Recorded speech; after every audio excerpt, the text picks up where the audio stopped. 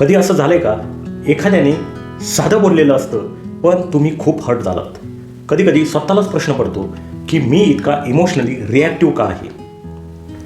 वैवाहिक जीवन असेल, नातेसंबंध असतील, करिअर असेल, तोच राग, तोच अपमान, तीच नाराजी पुन्हा पुन्हा का येते. आपण समजतो का ही वर्तमान काळातील समस्या आहे, पण खरं सांगायचं तर याचे कारण म्हणजे भूतकाळातील दुःखाचा इको आहे. आणि हे दुःख म्हणजे मानसिक आघाताने ग्रस्त झालेले तुमच्या आतील लहान मूल असते. यालाच इंग्लिशमध्ये इनर चाइल्ड म्हणतात. इनर चाइल्ड म्हणजे काय, ते मानसिक आघाताने ग्रस्त कसे होते आणि त्याला हील कसे करायचे, हेच आपण आज या व्हिडिओच्या माध्यमातून समजून घेणार आहोत. त्यासाठी हा व्हिडिओ अगदी शेवटपर्यंत बघा. नमस्कार, मी डॉक्टर दत्ता दातीर या व्हिडिओमध्ये तुम्हा सर्वांचं अगदी मनपूर्वक स्वागत करत आहे. मेंदू हा एकदम पूर्ण विकसित होत नसतो, तर तो ठराविक क्रमाने विकसित होत असतो. जन्मानंतरच्या सुरुवातीच्या काही काळामध्ये सर्व्हायवल ब्रेन हा जास्त ॲक्टिव्ह असतो. जीवन आवश्यक गरजांसाठी हा मेंदू काम करत असतो.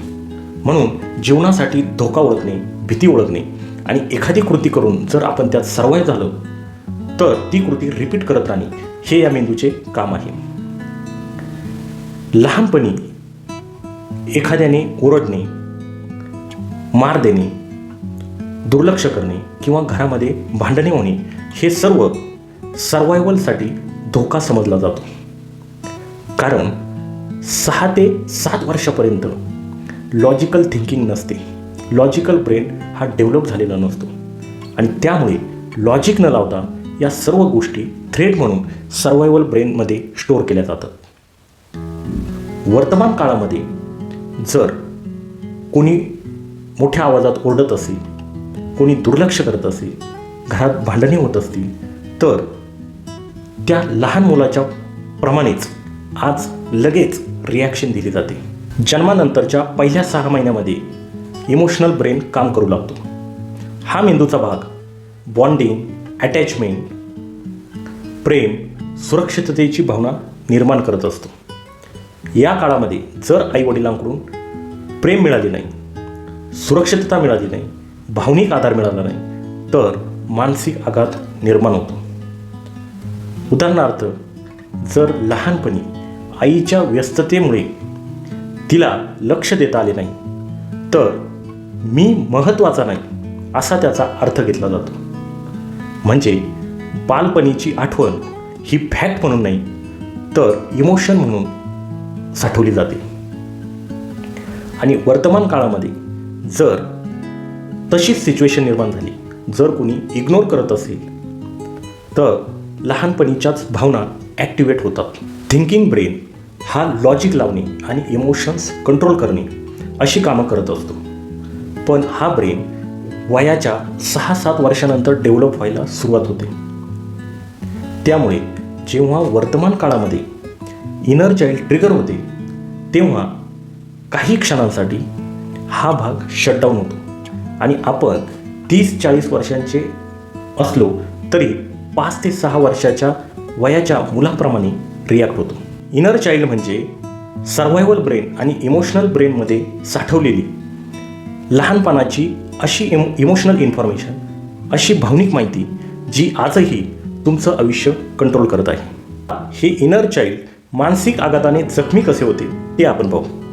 प्रत्येक माणसाच्या 5 मूलभूत मानसिक गरजा असतात. त्या म्हणजे मी सुरक्षित आहे का, माझं ऐकून घेतलं जातं का किंवा मला समजून घेतलं जातं का, मला स्वीकारलं जातं का किंवा मला प्रेम दिलं जातं का, मी पुरेसा आहे का, मला स्वातंत्र्य आहे का, म्हणजे मला नाही म्हणण्याचा अधिकार आहे का. या गरजा जर पूर्ण होत नसतील तर इनर चाइल्ड हे मानसिक आघाताने जखमी होते.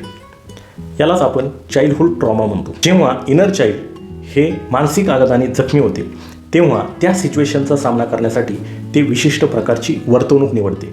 यालाच कॉपिंग पॅटर्न्स म्हणतात. उदाहरणार्थ, प्रेम मिळवण्यासाठी दुसऱ्याला खुश करत राहणे, रिजेक्शन टाळण्यासाठी राग व्यक्त करणे किंवा दुसऱ्याला मदत करत राहणे, भांडण टाळण्यासाठी इमोशनली स्ट्रॉंग राहणे, ही कॉपिंग पॅटर्न्स लहानपणी उपयोगी असतात, पण मोठे झाल्यानंतर त्या आपल्या समस्या बनतात. वर्तमान काळामध्ये आपण लहानपणासारखेच रिॲक्ट होतो. म्हणजे वर्तमान काळातील समस्या ही लहानपणातली सर्वायवल स्ट्रॅटेजी असते. आपला सर्वायवल ब्रेन जे लहानपणी धोका टाळण्यासाठी शिकलेला असतो ते आज वर्तमान काळामध्ये वापरत राहतो. आता इनर चाइल्ड हील करायचं म्हणजे नेमकं काय करायचं ते आपण पाहू.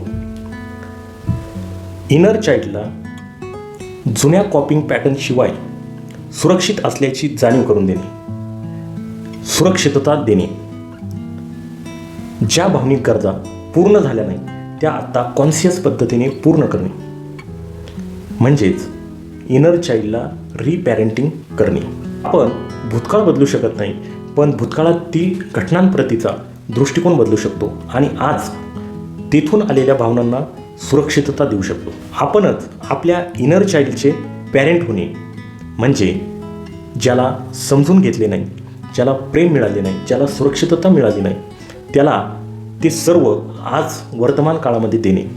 आता प्रश्न हा नाही का बालपणी काय घडले, प्रश्न हा आहे की आज आपण त्याला सुरक्षितता देत आहोत का, कसा द्यायचा हेच आपण आता मेडिटेशनच्या माध्यमातून पाहणार आहोत. आरामात बसा, पाय जमिनीवर ठेवा, डोळे बंद करा,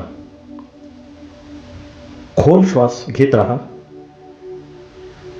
हळूवार श्वास सोडा. तुमचं शरीर पूर्णपणे सुरक्षित आहे आणि या क्षणी तुम्हाला कोणताही धोका नाही. आता कल्पना करा तुम्ही स्वतःला लहानपणी पाहत आहात. तो किती वर्षांचा आहे ते पहा. त्याच्या चेहऱ्यावर काय भावना आहे ते अनुभवा. आता त्याच्या जवळ जा, त्याला सांगा, मला कळतंय तुला तेव्हा किती कठीण गेलं असेल. तुझं दुःख चुकीचं नव्हतं, तू कमजोर नव्हतास, तू फक्त लहान होतास. आता त्या मुलाला हळूच मिठी मारा, प्रेमाने अलगद जवळ घ्या आणि त्याला सांगा, मी नेहमी तुझ्या सोबत आहे. आता तुला कधीही एकटं सोडणार नाही. तू पूर्णपणे सुरक्षित आहे. मी तुझ्यावर खूप प्रेम करतो. त्याला विश्वास द्या की तुम्ही त्याचे नेहमी रक्षण करणार आहात, काळजी घेणार आहात. त्याला सांगा की तुम्हीच त्याचे आई बाबा आहात. तुला जे काही मिळाले नाही ते सर्व मी तुला देईल. तुला लहानपणी जे जे हवे होते, जे जे मिळाले नाही ते सर्व मी तुला देईल. आता त्या मुलाला हृदयात राहण्यासाठी आवाहन करा. आनंदाने एका प्रकाशाच्या रूपात ते लहान मूल तुमच्या हृदयामध्ये जात असून तुमच्याशी एकरूप होत आहे अशी कल्पना करा. हळूहळू श्वासावर लक्ष आणा आणि आता डोळे उघडा. इनर चाइल्ड हील झाले की रिॲक्शन रिस्पॉन्समध्ये बदलते, भीती विश्वासामध्ये बदलते. तुम्ही स्वतःला बदलायला नाही तर सुरक्षित करायला शिकलात तरी हिलिंग आपोआप सुरू होते. अनेक लोक पॉझिटिव्ह अफर्मेशन म्हणतात, पॉझिटिव्ह थिंकिंग करतात, व्हिज्युअलायझेशन करतात, तरीही त्यांना शारीरिक समस्या पुन्हा पुन्हा येत राहतात.